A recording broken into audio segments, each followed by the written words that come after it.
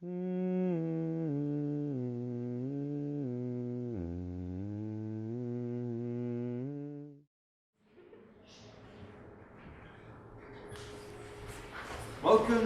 to Tartar. Due to a high volume of incoming guests, we ask that you remain in the waiting rooms provided. Thank you for your patience, and we'll get to you as soon as we can.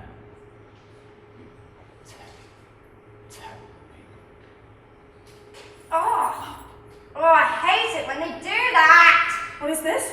How did I get here? Oh, it looks like we have fresh blood! Who are you? What a brilliant question.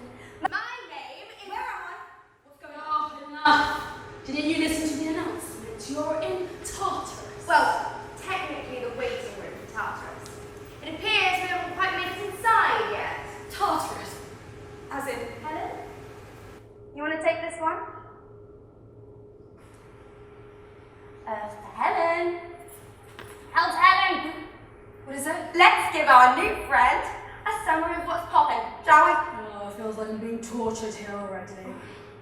We are the women who have been wronged in our lives.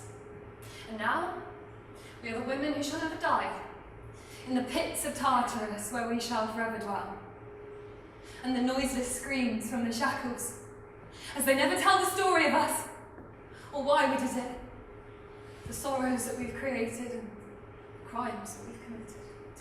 Lovely. Wait, so we're in a room to wait so we can enter the pits of Tartarus so that we can be eternally punished for our crimes. So-called crimes. I don't regret what I did. Oh, for once I agree with you. There is no sin on my part. I simply serve justice by doing what needs to be done. And what is it that you did? Oh, I stabbed a dabbing through my husband's heart. Oh, yeah.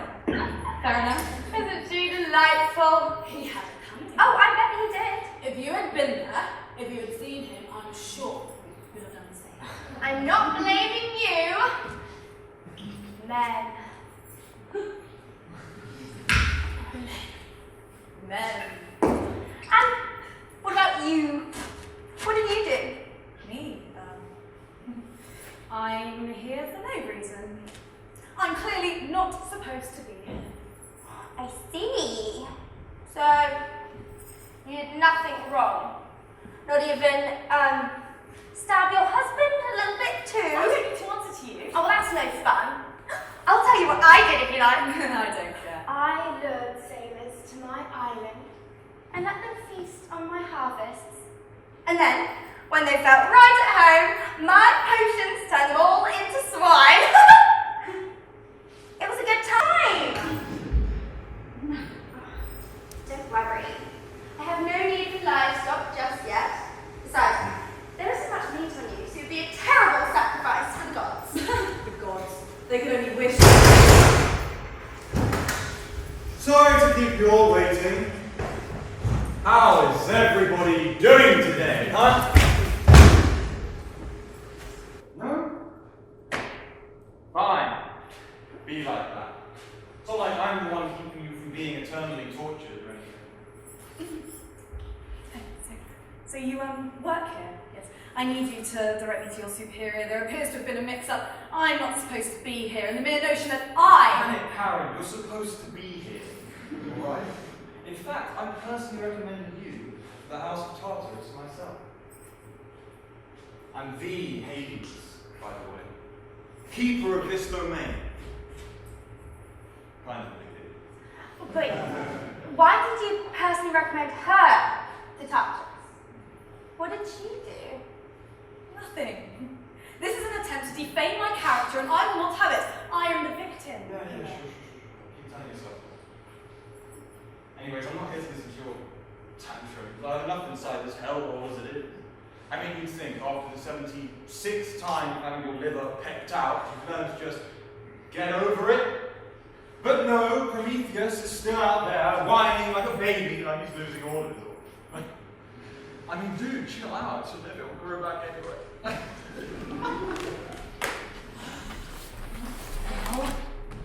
What do you want? What was that, Clyde? Can I call you Clyde? Clytemnestra is such a dream. No.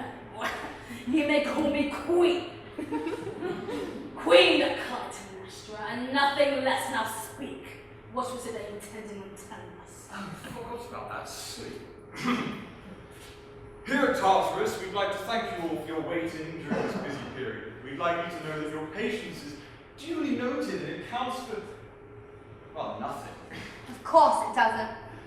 Unfortunately, as much as everyone here would like to torture each and every one of you as swiftly and terribly as possible, we have some bad news.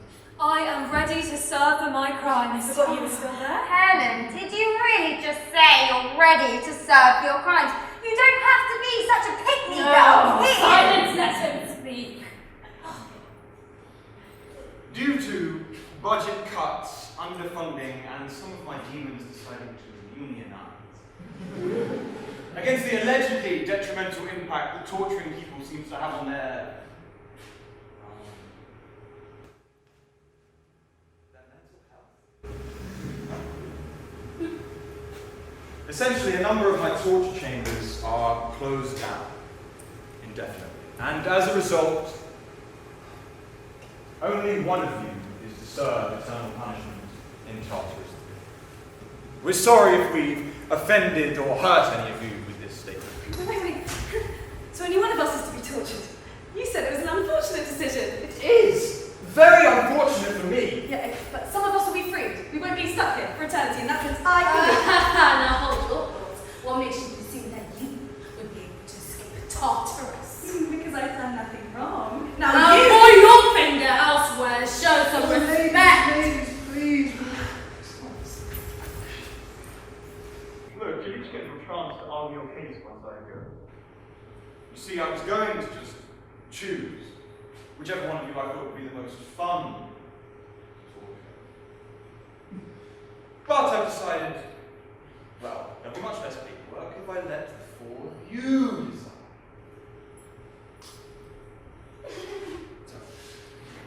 So, if you can unanimously choose amongst yourselves who's to be punished, then, well, I'll be back later to welcome them into their new forever home. Sound good? Oh, and don't take too long, will you? I know that we have an eternity here, but even us deities, we can get impatient. In fact, the longer that you take, the harsher I'll punish you. See ya!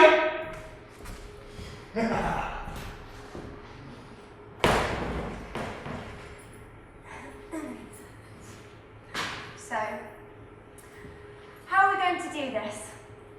Each of us are going to claim that we don't deserve to be chosen.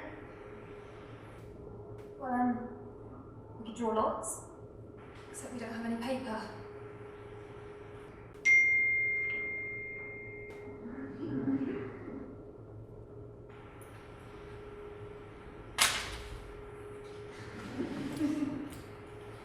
And we also need a pen.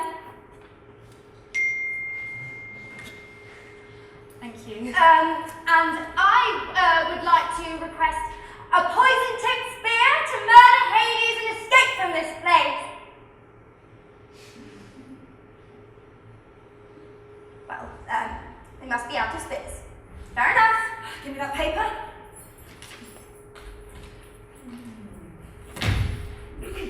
So, the person who receives the paper slip with a sad face gets to stay here forever. And the three of us who receive the paper slips with a smiley face get to leave here. I refuse to allow my fate to be decided upon by a random piece of paper. So it looks like you'll get the last choice of picking then. That is not what I meant.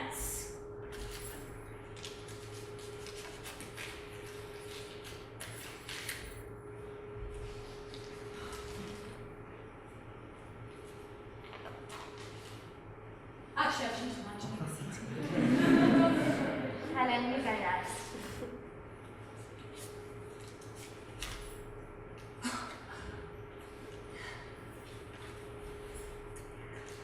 So, just looks like it's me and you then. I suppose it is. Perhaps I should hold the lot.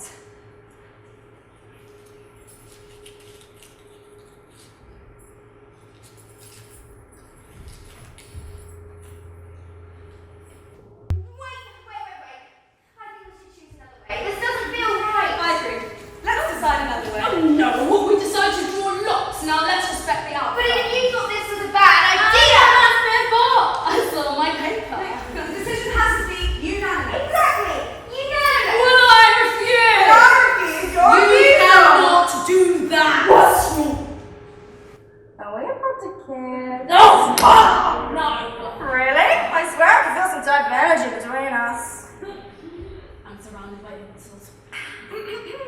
Shall we continue? Surely there's another way we can decide who should stay. Well, we're all here for different reasons. Some of us worse than others. So, let's start there. How about a trial? Where each of us argues our case? Trials never work. They're riddled with biased opinions that are formulated by improper judgments. So, we'll cross-examine each defendant. I know I have a lot of questions that will need answering. Absolutely not. I do not need to answer to any of you. And yet we are the ones who shall decide I refuse. I know that you're off misleading questions to turn the tides against me. I will not fall victim to your connivery. Please. The only conniving person here is you. How about 3 questions? So, each of us has a chance to tell our tales, and then the defendant is asked 3 questions. One from each of us. And then, once we've heard from everyone, we'll cast a vote again. Yes. And the person who we feel committed the worst crime Is condemned to eternal torture. Precisely. Sounds fair to me. Very well, but let it be known I'm not happy. Oh, you never are, darling. And Helen, what are your thoughts? If we were to judge who has committed the worst crime, you needn't look no further. And we needn't a trial, either. I'm the one who caused a war that led to the deaths of thousands, which makes me the woman who deserves to be condemned. Wait, your name is Helen, as in Helen of Troy. Helen of Troy. Yes. Suppose that's what they once called me. And now I stand here. Helen of nothing. Helen of Tartarus. Helen, the one who stole away the heart of her husband Menelaus, and then stole away the lives of many, many more by sparking the war. It's okay. We all know you weren't in the right spirit. You were drugged by the goddess Aphrodite, forced to drink her potions of lust, and lulled to a fate that you had no will over. Destiny was cruel, and fortune turned her back, but you're not to blame. I wasn't aware that we were allowing others to speak on her behalf. This is her plea to be reproved, and it appears she wishes to pay for her crimes. What crimes? Being played like a pawn by the gods, and then scapegoated for a war she never asked for? It hardly seems fair. Look around. Nothing about this situation is fair. 4 women who believe they are exempt from punishment, and yet here we are. If Helen wishes to take her place in Tartarus, then why argue a case for her? Look at me, girl. Do you believe that you are guilty for killing thousands during the Trojan War? I do. And I wish I did not, but I do. Well then, we are done here. Not quite. We said the trial would reduce the risk of bias, even if that bias is in opposition to one side. This is ridiculous. Can't you see how her downfall benefits the rest of us? We can go. There's no need to draw this out. You can continue to think that once the trial has concluded. But for now, we shall continue. Sit, Helen of Troy, and tell us your whole story. Not the ones others have told you or sung about in their great songs, but your own. We're listening.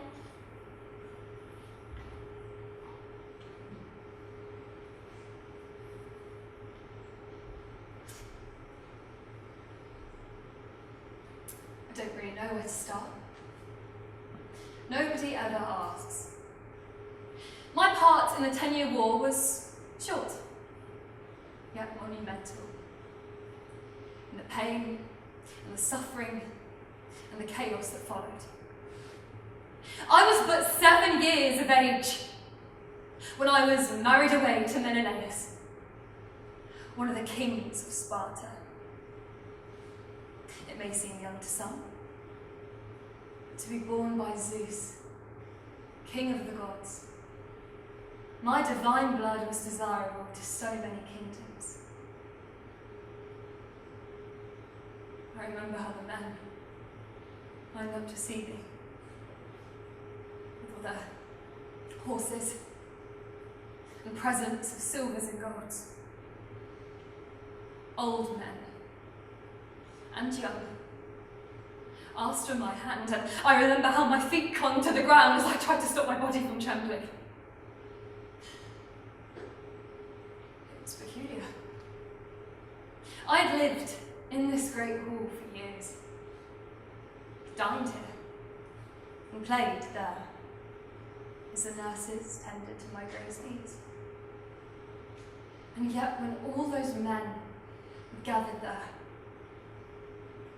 it was from that moment that I no longer recognised it as my home. My mother, Lida, told me that I was coveted for my beauty, that I had a face that could launch 1,000 ships into battle. And yet, when the time came, I did not think that that would later become a truth. And I tried not to think much.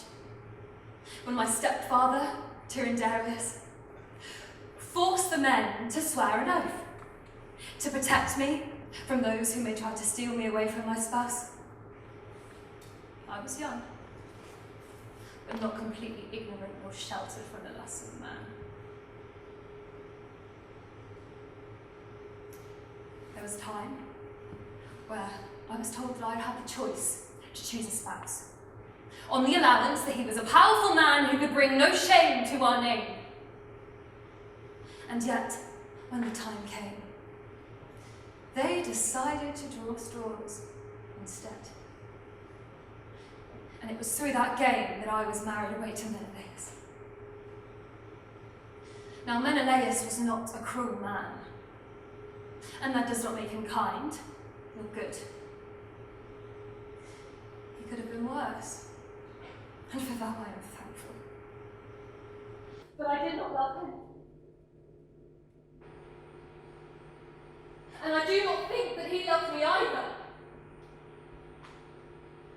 But even so, I should have learned to make it work. I was told to keep my head down and show no shame on my face. When the time came, I abandoned all those principles. You see, I was selfish, and I like parents. That much I would say is true. I was enchanted by his youth and his kind and gentle manner. I was captivated by the idea that he possessed all of the qualities that Menelaus did not have. I found him at the river, where I'd often go to be alone from the chaos of the palace. Menelaus was hosting a banquet, which meant that all the wines that he and his men would drink make them unbearably loud and messy and crude. So I withdrew and found myself compelled to Paris, who was anything but all those attributes. We sat and we spoke for a little while about what I admittedly cannot recall, except I remember the sensation of feeling inebriated with an excitement and desire for something to change. And it was at this point that Paris stand and extend his arm out to me. And without a glance at this place that I was supposed to call my home, I made that fateful decision. As he took my hand, I felt some divine power forcing me to follow, as though my lips fell into step without thought, and my lips fell onto his without hesitation. What if I told you that I didn't value him too much? That perhaps I might have kissed him off my own accord?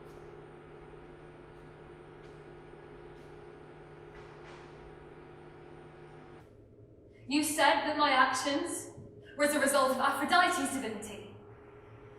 And perhaps that is true. But that does not reprieve me completely. I am still guilty. I did not try to stop Paris's advances. He succeeded because I allowed him to proceed. And my villainy lies in my treachery of wanting to ignore it. And because of me, a 10-year war was waged. And great men who loyally stood by their oath to reclaim a traitor of a wife lost their sons, daughters, and their wives. It is because of me they died.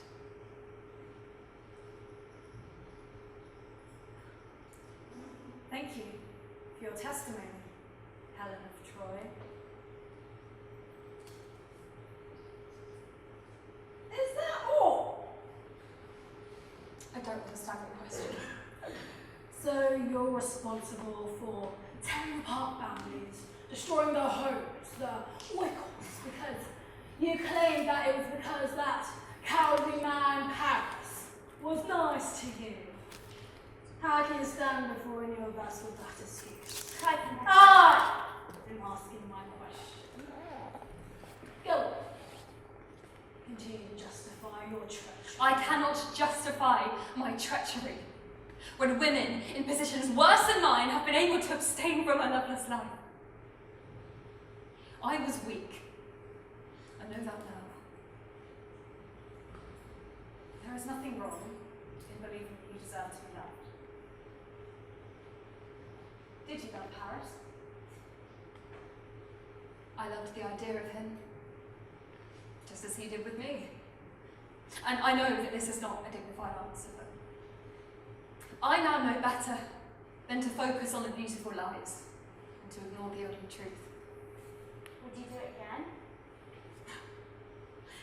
Willingly betray my husband and my role as a woman to pursue temporary contentment. No, never again. I would rather pretend to be happy for 1,000 years. If it meant it restored all of the men's lives that were ended in that war.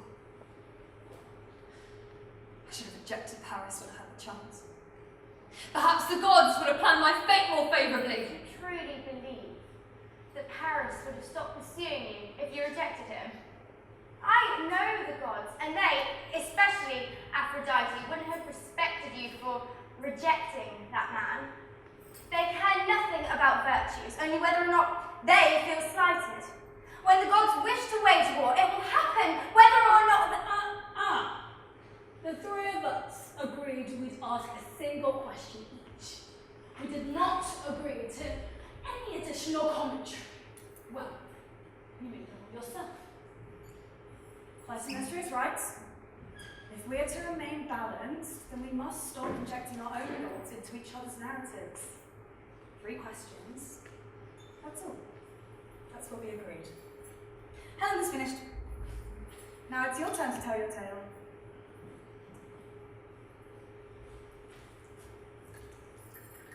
Oh, God, that smells awful. Oh, no, I should probably stay away from that one. Cersei, Speak. Fine. My name is Cersei, daughter of the sun god Helios and sea nymph Perse, and I am an enchantress in my own right. I've already told you what I did. I turned the trespassers on my island into swine. I brought them in with a deceptively warm welcome, and then the moment they felt right at home, my potions turned them all into pigs. What I did, I admit openly and with no remorse. After all, I didn't kill the men, nor did I hurt them either, so you have to give me credit for that.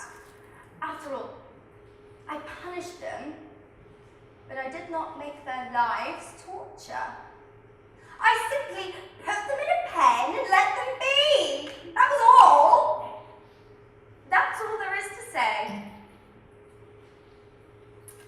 Well, you certainly don't seem to have any regrets. is that a statement or question? Because we agreed just a few moments Well, you certainly don't seem to have any regrets? Am I supposed to? Would you? We are not on trial. You are. Either answer the questions or don't. But you must abide by the rules laid out. Oh, must I? Stop. You aren't supposed to be asking the questions. I know. Sassy! Fine. I have no regrets. What about the men's lives that you ruined? Oh, Don't their faces haunt you? yes. Their faces haunt me. But that does not necessarily equate regret. Regret implies guilt, and guilt implies I believe I did something wrong. But I didn't. I know that now. So tell us why you did it. Because they behaved like pigs. You speak as though it was I who ruined their lives. As though they had no agency in their fates. But actually, that's not true, Helen. They did have agency. They did have choice. And not just the illusion of choice either. I told them that if they wanted to leave me, my nymphs, my island Iea, then I would let them. But only if they left us unscathed. But of course, even with those simple terms, they still didn't listen. And that is on them. I know about the stories that those gods have spun about me. Poor little Circe, sad and alone with nobody to talk to, not even the nymphs on her island can stand to be near her because her magic is so wrong and repulsive. And then when the voyagers came, lost from their travels, selfish Circe, so desperate to be loved, cast a spell on them so that she wouldn't be alone.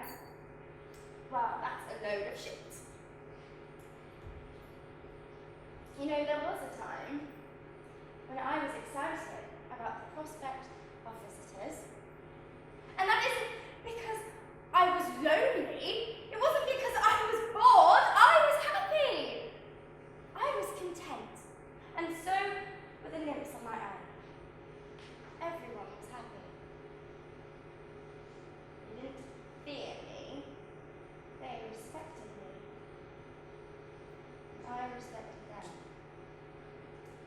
We were friends. We were companions. And together we cultivated my island into a lush sanctuary. My nymphs roamed where they pleased, and I would create concoctions of potions, cocktails of herbs and magic. I loved the animals that I bred, and the berries we grew during those winter nights, and the way that the earth that I walked on belonged to me. That unlike so many other women, I had something that I could call my own. I lived in nature's embrace, and it was all so, what's the word? Cottagecore. I loved having visitors. I'll be honest and admit that I enjoyed hearing stories about the other world, about mortals who become legends doing the gods' bidding, and what had happened to those who tried to battle back. It reminded me that outside of this bubble I created, time still lived on. So when the first few voyagers arrived, I greeted them with my finest hospitality. I replaced their threadbare clothing with my finest furs and silks. I gave them instruments to play and my finest fruits to savor. And then, when they wanted to return home to their wives, to tell their friends of Circe the sorceress, some tales being slightly more grossly exaggerated than others, I let them. But then they got greedy. Then they stole from my island, which I built with my bare hands. They littered my land with their dirty weapons, and they tortured my animals with their traps. And then they had their way with my girls. You know, there is a rumour about nymphs that they are happy to be openly disposed to men. But who do you think started that rumour? It certainly wasn't them. You spoke earlier of choices. That if you hadn't chosen to go with Paris, then maybe the lives that were lost during that 10-year war might have been saved. But that isn't true. The gods wanted a war, Helen. And if you hadn't given Paris your hand willingly, then he would have seized it. Freedom and choices. Well, it's all an illusion. A mirage, a privilege that we aren't privy to. Men are cruel and selfish, and the moment that you tell them to stop, that is when their true natures are revealed. And if there's one thing I know about men, it is that they will always find an excuse to seize that which is not theirs. And once a man decides he wants something, there is nothing anybody can do to stop him, no matter what you say, no matter if you tell him no.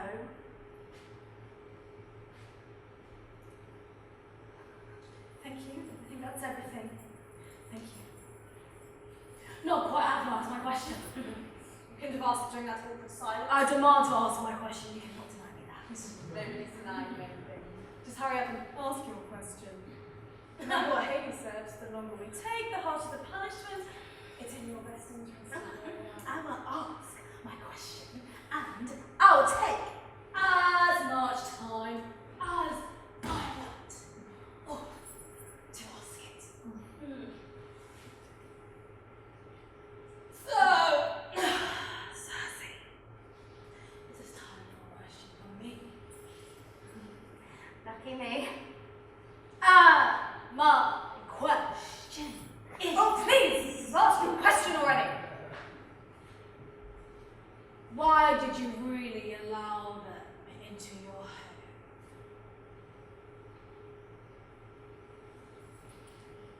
I don't understand your question. Me neither. Feel free to clarify properly, and please stop purposely wasting everybody's time. You're a sorceress, yes? And you are able to transform anyone you wish to, anyone you like. You want us to feel sorry for you and your little friends by pretending these men violated your trust, when in actual fact, you were always in power. You could have at any point transformed your magic on anyone who specifically wished you harm, but instead, you allow these men into your home, knowing what their intentions could have been. And then you decide to have your fun with them. So, allow me to reiterate, why did you really allow these men into your home? I will not allow you to vilify me! If you choose to believe the stories that they have made up about me, then that is on you. But I've told you my story, and I've answered your question. And that is all I have to say. Then I suppose we are done here. Yes, I think that we are.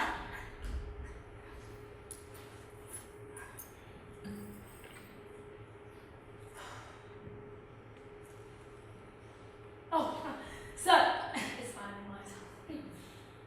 Well, it's about time.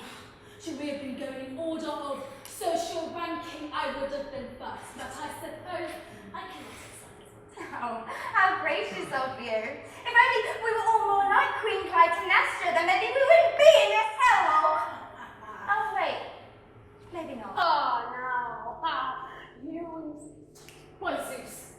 Okay? By Zeus, just continue.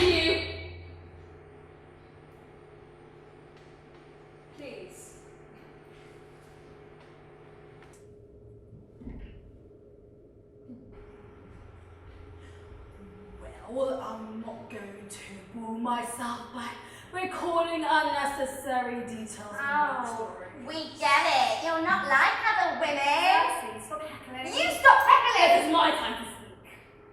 Oh, it feels like all you've been doing is speaking. No, not speaking. Bossing us around and complaining in that shitty little dress I of yours. think that I should take your bottle. Cersei, just hand her the bottles.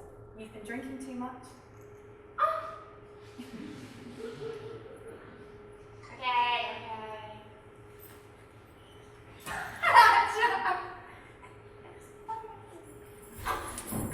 Oh, this is preposterous. I listened to all your sob stories and didn't say a word. I wouldn't call them sob stories. Ah, well, that's exactly what they are. What, am I supposed to feel bad for either of you for bringing your circumstances upon yourself?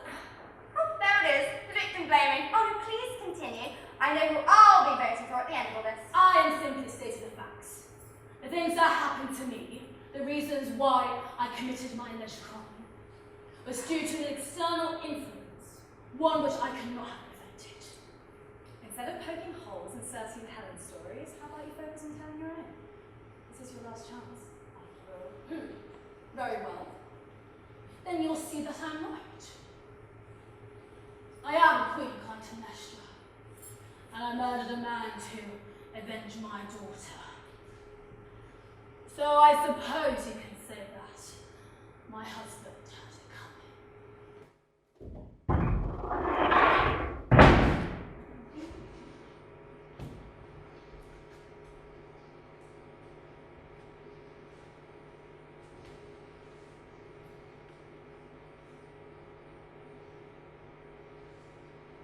I will not bore you with the details of how me and Agamemnon came to be married. It's the same as every political match, but whilst we did not marry for love, we did agree to respect the duties that came with it. I bore him 4 children, oversaw the nurses that reared them. It ensured that our slave girls fulfilled their duties. And when he left to fight your war,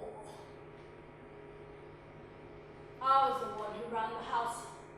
The oikos. It was not a man. No, it was me. That was good at it. And in return, he murders my daughter. Oh, not murders her. Sacrifice her for the so-called greater good. Agamemnon was no leader. He angered the gods and made others pay for it whilst he cowered away.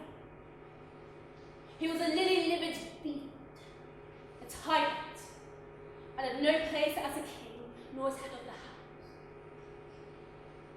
I can lead. I can rule. I know how to command those to do my bidding.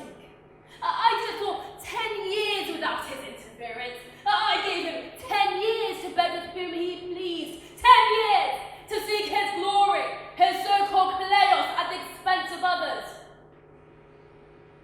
But he was not revered. In the end, who speaks of Agamemnon and says that he led the Greeks to victory? No. They speak of Achilles, of Odysseus, Ajax. But they only speak in contempt of Agamemnon, of how he prolonged the war with his hubris and lust, of how yes, he was the commander of the army, but he could not lead them. It would bring more death to a pointless war. So when that man returned, beckoning me as if I were a documentary, as if I were not the queen of Sparta and leader of my oikos, of course, I was affronted. But what infuriated me most was that he brought his whore to my home.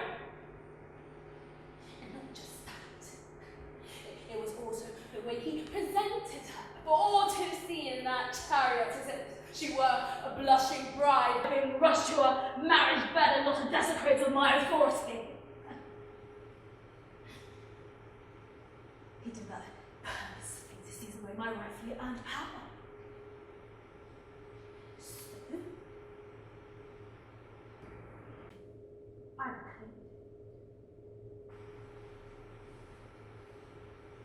I led the two of them after a big entrance.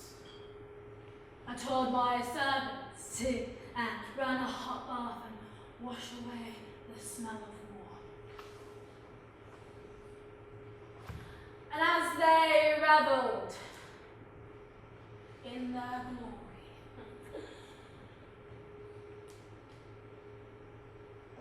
I killed him. Stabbed that man. Slaughtered him as he did to my own child. The blood overfilled the turbot, seeped into the tiles and stained the rocks crimson as if the remnants of his putrid adultery still existed on a place of my own. He sluttered and scrambled and spilled like a little pig. He wasn't even able to bolster my courage in his last moments.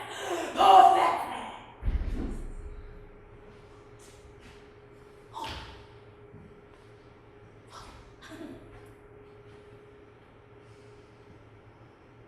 And then, for good measure, his horns, death followed. She knew what was to come, so she didn't try to struggle. She just accepted her fate. In a way, I respected her choice and scored enough of that. And through these acts, I avenged my daughter. Oh. It was a murder, but not a crime. And it was what needs to be done. So go ahead. Judge me. But I heard my daughter's screams when I tried to sleep. Shouting for a mother who cannot save her. My nights were littered with cries and pleas for help. Questions asking why someone who was supposed to have protected her had sent for her slaughter. I could not think of a reason to say.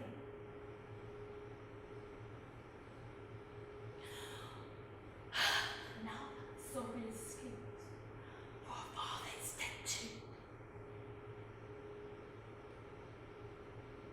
It seems as though she'll finally have someone there to answer her calls.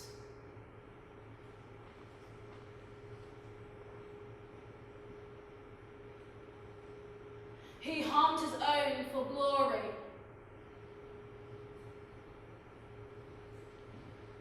But look what I got. Derobed, bloodied in a bathtub, deprived of a hero's death, just as he deserved.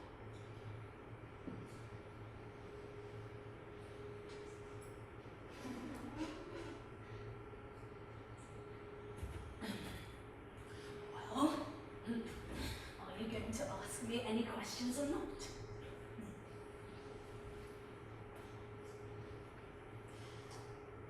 Why did you hurt Cassandra? Here's Cassandra. The one who you murdered? The one who you called a whore? Yeah. I knew her. We're friends. And she would never hurt you. Not on purpose. She was a good person. She did hurt me. She hurt my family and the stability of my home life. She had no choice! And you know that she would have had no choice. Those men. They line us up. And they pick and they choose who they wish they own. They line us up and they choose and you know that!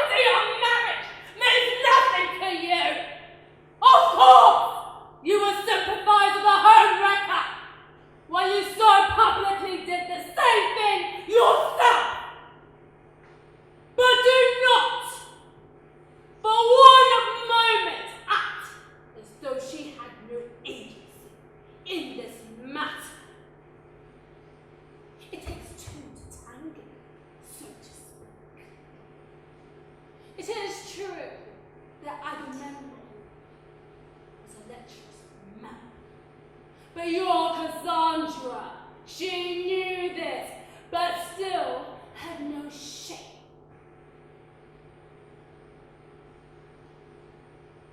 So in that case, both of them were to blame. In a way, it would have been wrong for you not to have punished her, simply because she was a woman. After all, are women not subject to accountability also? Are us women so perfect that we are not able to commit a crime? This world is also black and white. Is it true you were having an affair? That is not very Well, it's just, you've been preaching about the sanctity of marriage, but a little messenger called Hermes once told me that you were having a secret fling, not with just any man, but with your husband's cousin. So, is that true, Claire? It was gone for 10 years. Oh, but you're the one who's so changed! You're trying to undermine me. You're undermining yourself. You're trying to undermine me, but I'm not the one at fault. That man was away at war. He begged me wish on a whim. I did it to maintain power on my oikos. Agamemnon only had his desires to attend to. I had the stability of the household to consider. Sure. It was a political act, and it worked. Look at how many years myself and Theseus reigned in peace while that man was gone. How many people can say that they lived better lives during the reign of Agamemnon? It was necessary evil. I suppose I'll ask my question now. So, killed your husband to avenge your daughter. Do you feel that justice has been served?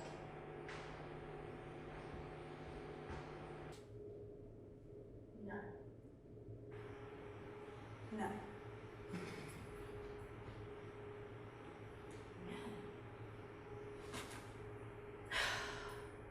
No, justice is a farce. Justice does not exist. I had other children with Agamemnon, and of course, they were just like him. Ungrateful, treacherous little brats. I killed the man that killed their sister. But they only perceive me as the one I killed their father. And my son, Orestes, scarcely a man, took it upon himself to seek justice. Justice, as if I was in the wrong. My son murdered me. His own mother. And then claimed that the god Apollo told him to do it. I mean, if you're going to murder someone, at least take accountability for it.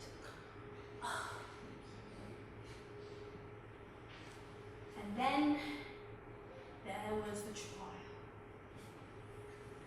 With all those gods chipping in with their opinions about how my so-called son was justified in killing me.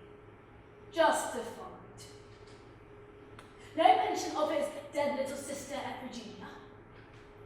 Not even a mention of Agamemnon's dirty little whore. None. None of that. Because he was a king and merely a victim to a woman's scorn. So, that's why you objected to the trial? It didn't exactly go well for you in the last one, did it? Well, that was quite a story. I suppose. I'm not finished. Oh. I can now cry, sit here and weep about how they try to mar my image, but that won't get me anywhere. Instead, I shall wait. Wait, because I know history is a fickle, and they may sing the songs of Agamemnon now, but soon that visage will drop, and the sympathy shall fade, because they will remember the great Clytemnestra, leader and avenger of Sparta. Woo! Yeah, great story. Beautiful even, but I'm really over the melodrama. So if we can skip with the theatrics, so we can You listen to should the last... pay some respect to someone who just revealed their treasure past. Just like you paid respect to all of us? Yeah, sure thing. Do you know what? I've just realised something. What is it? I don't think you said your name. Isn't that odd? My name? No. Sure you're mistaken. I must have mentioned it before. I don't think you have. Well, if you must know, my name is Medea.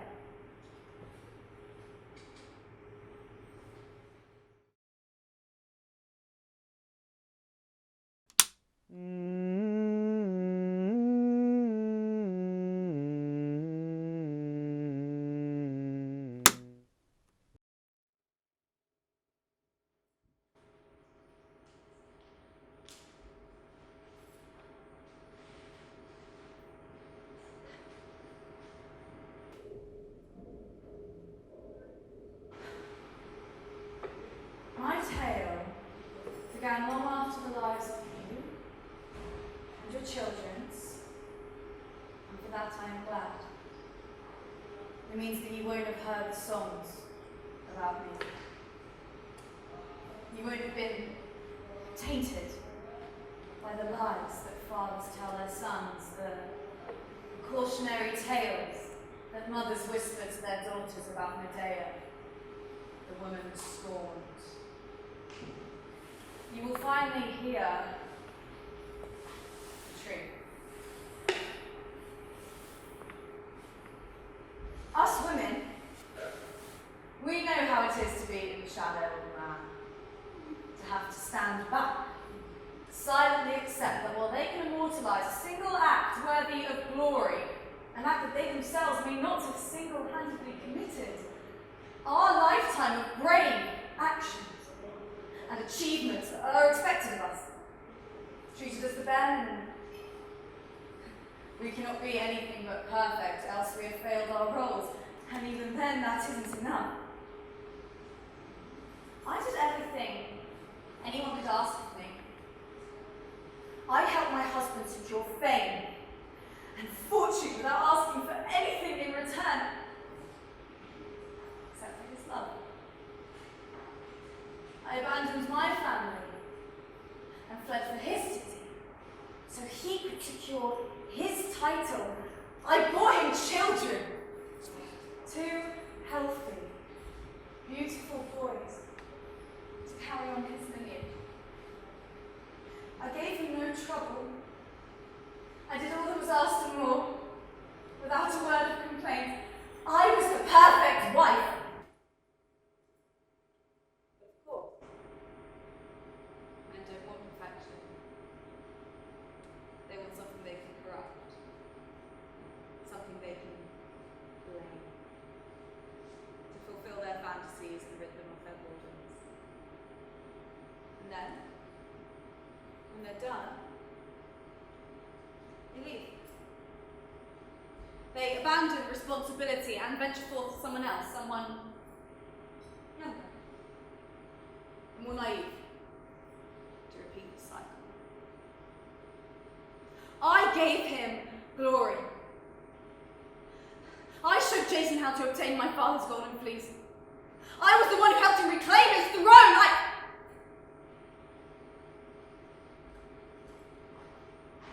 I may sound like a fool. I loved him. And all the beautiful lies that he fed me, like promising to not only make me his queen, to make me his equal. We could rule his kingdom together.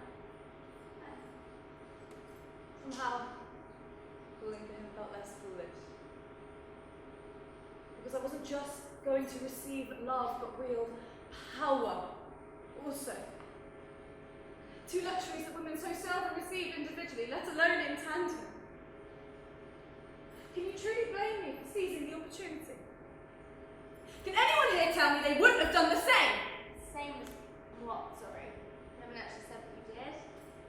Oh, yes. Of course, apologising. I was getting ahead of myself. I didn't realise how hard it'd be to open all rooms. Just take a deep breath. Yeah. Why don't you try some of this? Oh, wait. Yeah. I'm fine, thank you. Really? It's artist? No. I made it myself. I'm sure. Okay, fine.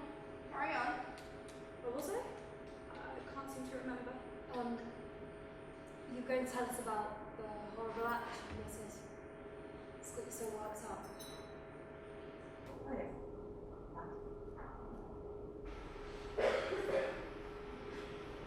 After I helped my husband obtain my father's golden fleece, we fled to Eobins, where the wrongful ruler Pelias promised to give Jason his throne back should he successfully retrieve the fleece. But of course, Pelias went against his word, and I was devastated. I thought that marriage to a king would have my father forgive me for my slight disloyalty, so of course, I was just as distraught as Jason. And Pelias, he was such a horrible man too. The way he would treat his daughters, he would just give them away to those who he pleased, as if they were dispensable. I didn't like it. Not at all. We may be women, but we're not cattle to be used and abused. And that's what I told Pelias' daughters. I didn't realise what an effect my words would have on them, because the next day I went to visit, but they had taken things too far. When I went to check in on them, I found that they had murdered their father. Of course, I didn't know that's what they were going to do. I didn't tell them to kill anybody. I just reminded them of their worth. But of course, nobody believed me. And myself, Jason, and my two boys were exiled from Eobins and forced to take refuge in the faraway city-states of Corinth. And that's when things went from bad to worse. In Corinth, I stuck out like a sore thumb. I was not accustomed to their cultural practices, nor was I a man who could just be disregarded as a travelling merchant. The men would jeer and whistle, and women just wouldn't speak to me. There was even an instance when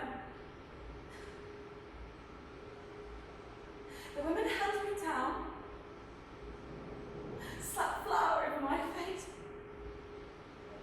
because they claimed that my tan skin was so dark that it was scaring their children. It was humiliating. I was alone, in a foreign land, and each day I could feel my husband slipping away further and further. Days would go by without seeing him, and when he did come to visit, it was only to see our two sons. Jason, the man that I loved, was ashamed to be near. Ashamed to even spare a look in my direction.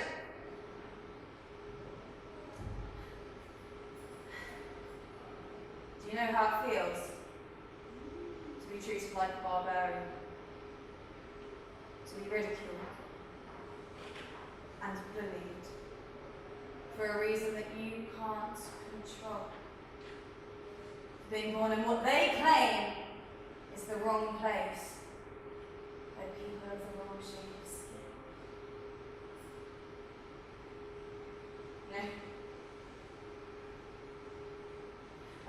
just lie there, with my heart wrenching from the pain of never being good enough. It was as if no matter what I did, no matter how hard I tried, it just didn't matter. I tried! I tried so hard to just be enough. To just be worthy of the tiny sense of love. To just mean something to someone. No matter how much. And sometimes it would just be the feeling that I wasn't enough. Sometimes it would be that I was just too much to handle. Too much to even just tolerate.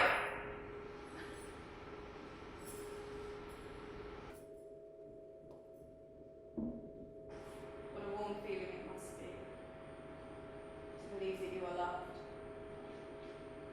to have no doubts about it, to just know. Jason came to me one day. He spoke my name, pronouncing the syllables as though they were alien to his tongue. And he said he was leaving me for Creusa, princess of Corinth, daughter of the king, Creon. After everyone I'd abandoned, Jason was just going to leave me, stranded in a city that wished to see me ruined.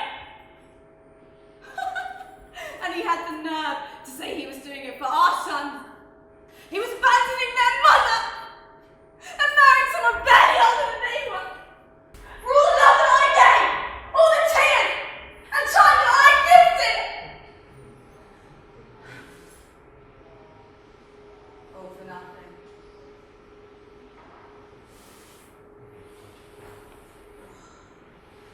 What a repugnant man.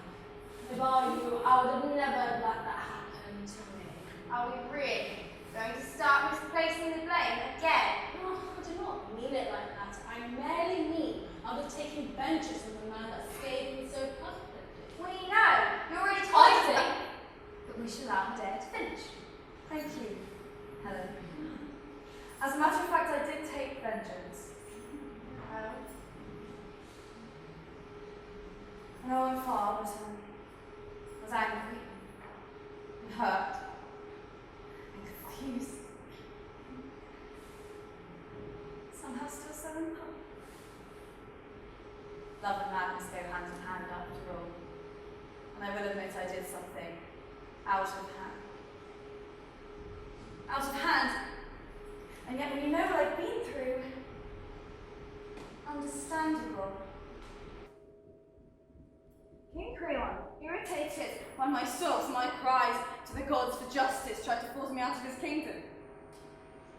He even tried to exile my two boys. My boys, whose only crime was to be fathered by a coward and a liar and a thief of my heart. It's one thing to sneer and sabotage my attempts to integrate into your culture, but to go out of your way to try and send my babies to their deaths. How can a man like that rule the kingdom? That's when the idea came to me, a way to get back, to taint Jason's name the way he did mine, whilst also punishing Creon for his cruelty to my sons.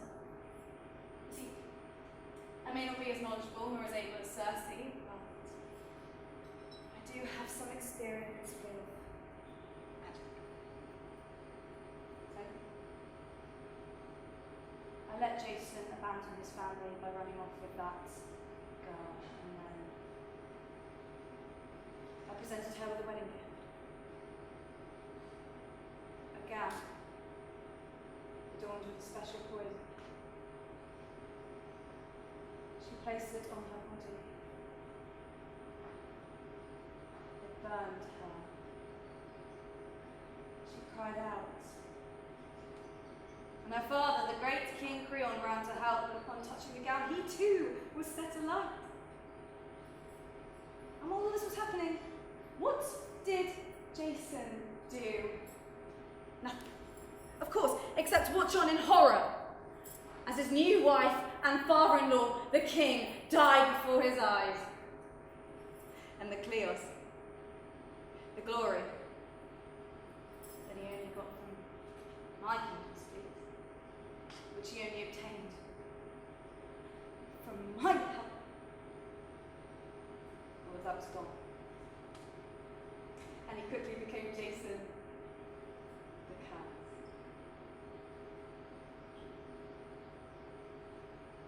So, yes, I committed an act that may horrify some. When you learn how I was treated, of how Creon and Jason were plotting to abandon my son, can you truly blame me? Well, that is quite a story. So you spared Jason so that he was forced to live with his guilt and shame.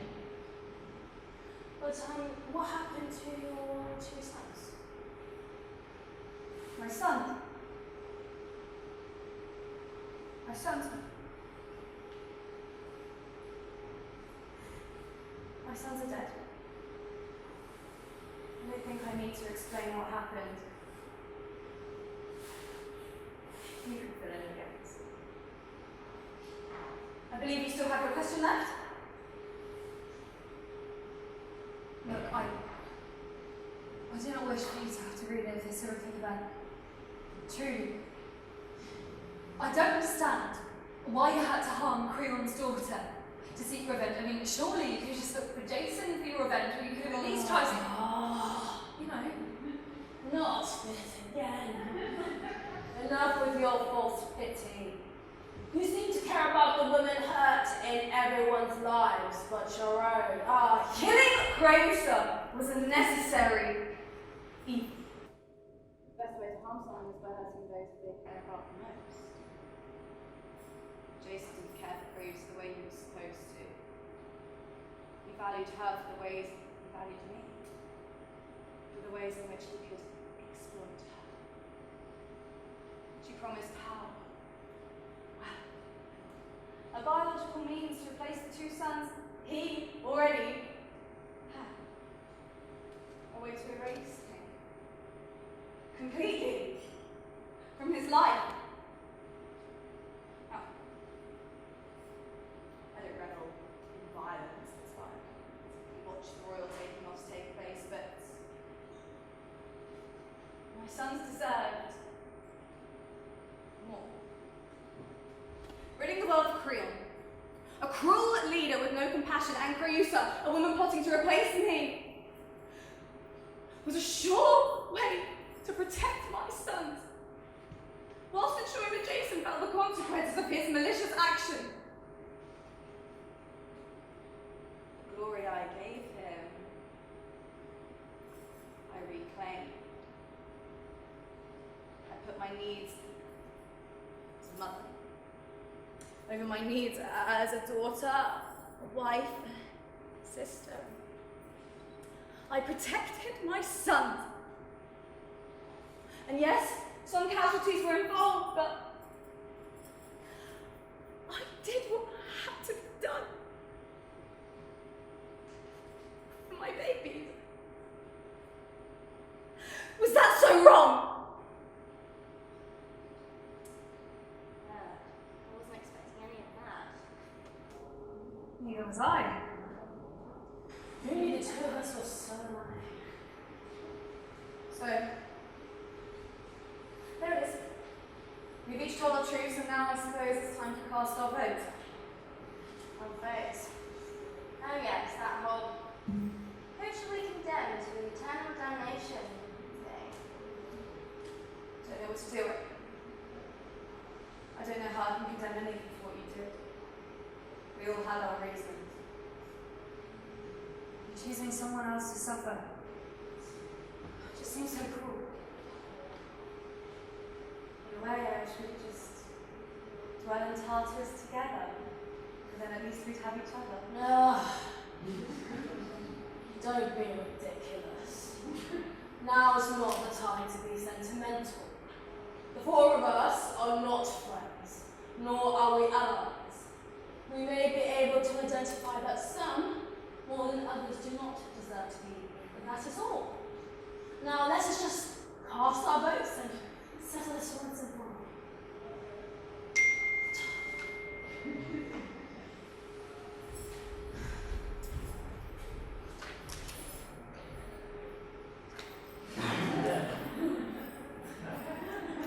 Cersei. So, the name we write on this paper is for the person that we believe is the most deserving. Enduring eternal. No pressure.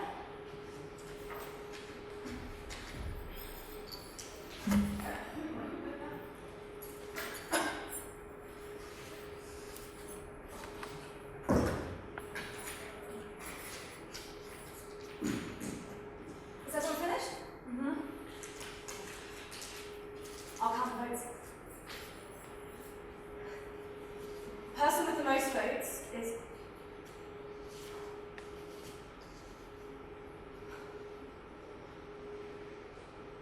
Helen. What? Okay. Serves you right, you adulterer. and Clytemnestra. You've tied 2 votes each. No, give me.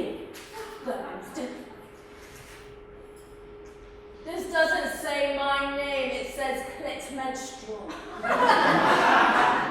yeah! That was me! You voted for me when I had a justified cause. I feel like we should respect the outcome. Everyone had their chance to speak and everyone had their chance to ask questions. Yeah. You didn't even receive any votes. I bet the two of you were scheming together and you enchanted us with your potions, you witch.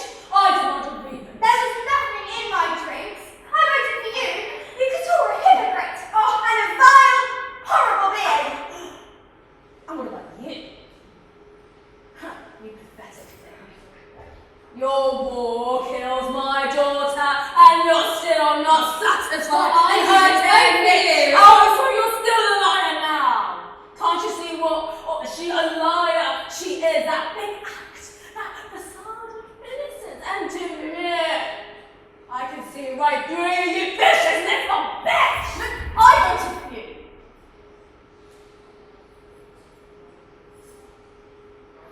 Really? When Ted was a son. You don't need to pretend you didn't vote for her too. I know you don't trust Ava. No. I'm telling the truth. I didn't vote for Helen. I voted for you. I don't believe you. Okay. So, Clytemnestra clearly voted for Helen. But if there was a tie, then that means... I voted for myself. Oh, Helen! Come on! Pick a side! I know you're historically terrible at doing that, but come on! And put me in charge! I just think that we've all suffered enough. Oh, Okay, hearing of your struggles on the island, you were just trying to protect yourself in Medea. I mean, well, whilst I may not like that you killed another woman, you and your sons were alone. Foreign country with no one to help or care for you, and Clytemnestra. Clytemnestra, I am sorry about your daughter. Truly. Look, I regret the war, okay? I regret all of the lives that were lost. And whether I meant to or not, I did play a part in Iphigenia's death.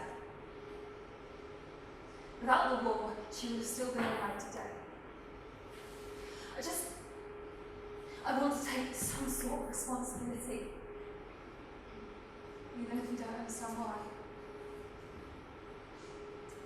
well, I'm not changing my But vote. somebody has to go! Okay, please. Look, just change your vote. It'll be easier that way. Okay. Just me.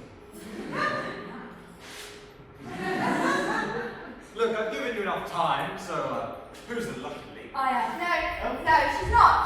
We did a vote, but it was tied. Well, if Helen wants to... I can't believe you're saying that right now.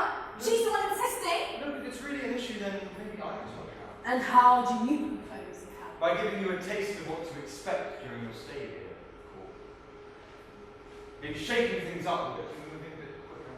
I don't think that would be necessary. We can decide. Actually, I do not think we can. No. I know what the three of you are trying to do. You are trying to bully me. I will not have it. Unleash your punishment. Show these women what they wish to subject me to, and then we shall see what they have to say. Then we shall see their so-called morals. Delightful.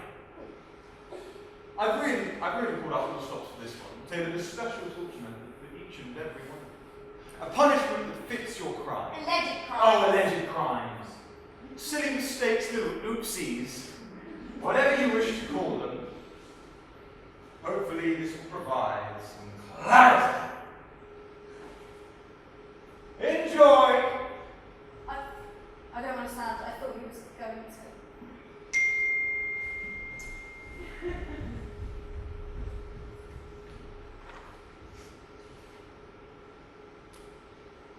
It's addressed to you.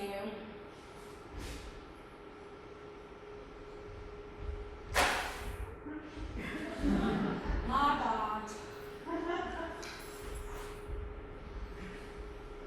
What does it say? I don't understand. This is a book with a bunch of names in it. You're not illiterate, are you? Looks like you've been condemned to read bad literature for the rest of eternity.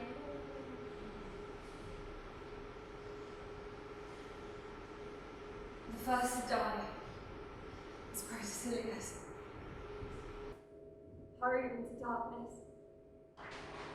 40 black ships, leaving the land behind. He died mid-air, jumping to be the first shore. And Echipolus, known for his cold concentration, he died at the hands of Antilochus. The blade pierced through his forehead. The darkness leaked down his eyes. Elphenor. Oh, I see. Samosius. What do you see? Lukos. She has been presenting the list of her body count. Democles. Her body count. Dios. Furious. Bodies that died during the 10-year war. Vegas. Odious. Helena, I don't think you should talk to Hephaestus. yourself like this. Scamaradius. Don't please say names. It wasn't your fault. Odious. There's no point. Vetus. She's compelled. Hyson. Astonese, Abax, Polyhedrius, Doom, Stanos, Cronius, Tantalus, Deku, Precon, Speaks my name. Hylenis, Midas, Antimus, Arcastor, Hades, Nomus, Orestes, Cadence, Exus,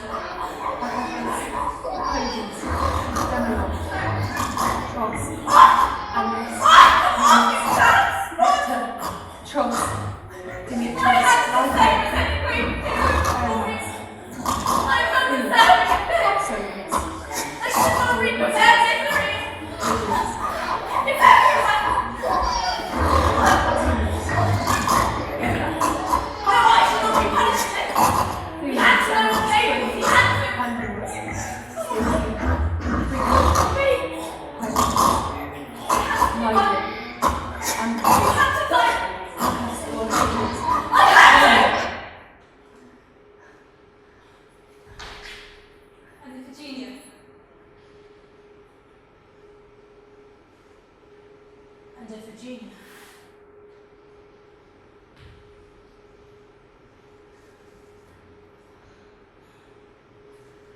They were supposed to sing great songs of me. Instead, they sung of Agamemnon, and the one verse they spared of me was just terrible news. My narrative was just not written, but erased. To be turned into a swine by my own spoiled potions. I only did that to those men because they humiliated me.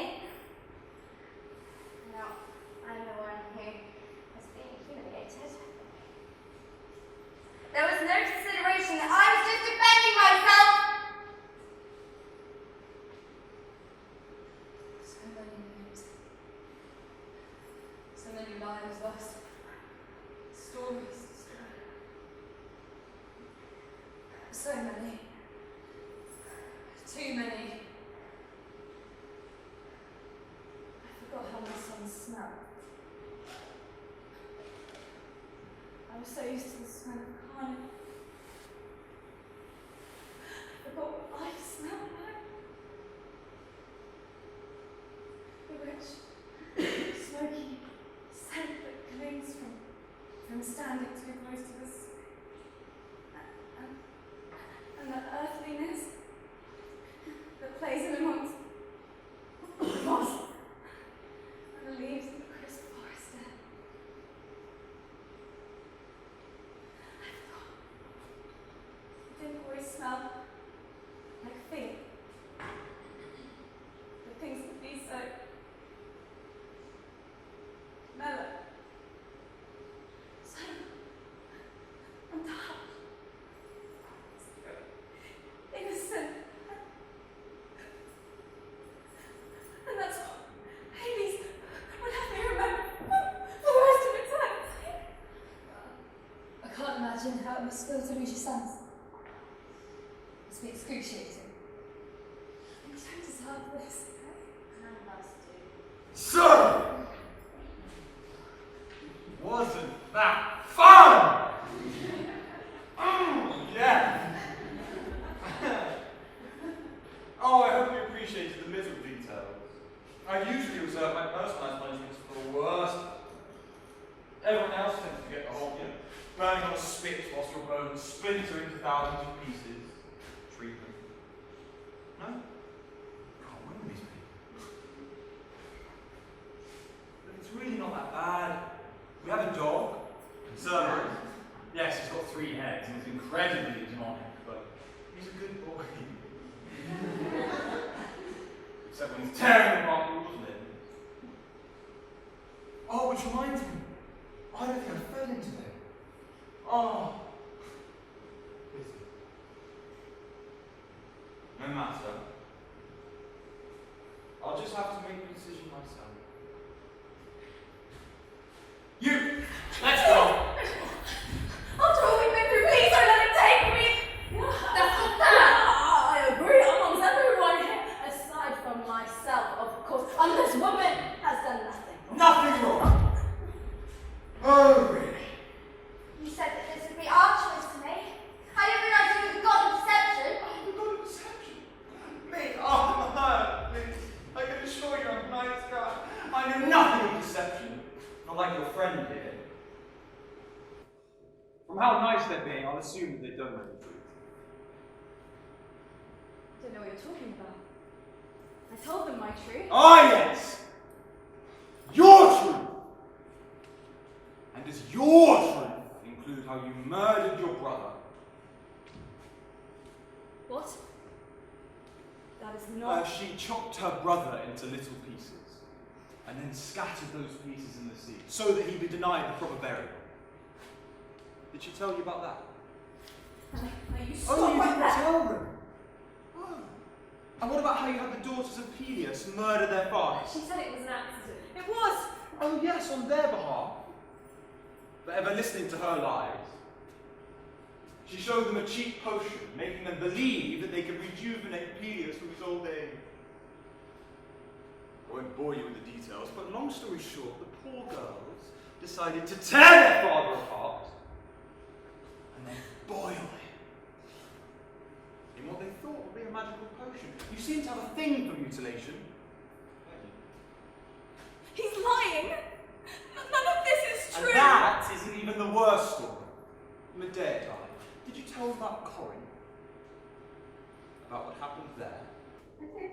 I did. I told them the truth. About how you had your beloved Stop this! sons present- I said You stop and it! your sons unknowingly murder the princess and king of Corin. And then you gutted your own children as they wept and cried for their mother to stop. Did you tell them about that? I didn't have a choice. He said it was Jason who murdered your children. Jason was just going to leave them. They were as good as dead. I was putting them out of their misery. Jason managed to secure them refuge in Corinth. There was nothing wrong with your sons. It was you that he wanted to abandon. I was his wife. I was their mother. Everything he said to us was a How lie. can you call yourself a mother? How dare you bear that title? Cersei, you can't believe them. I'm the victim here.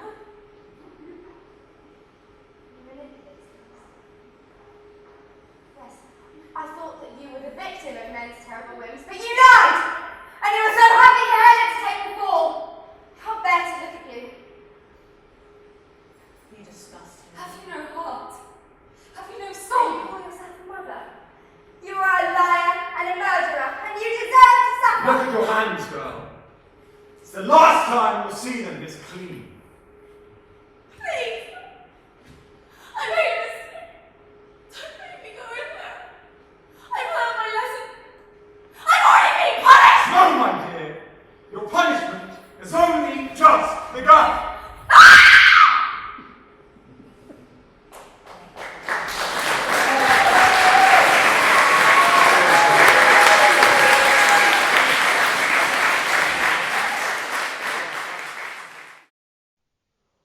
We sing the song of Clytemnestra, a woman so spurned that she burns all she touches, destroyed her own kingdom, despised by her people, failed leader, a bitch and a slut.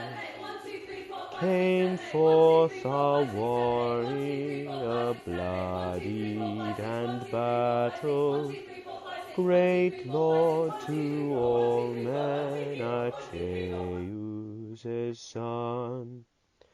Slain by that monster, a martyr for Sparta, Agamemnon is who we trust.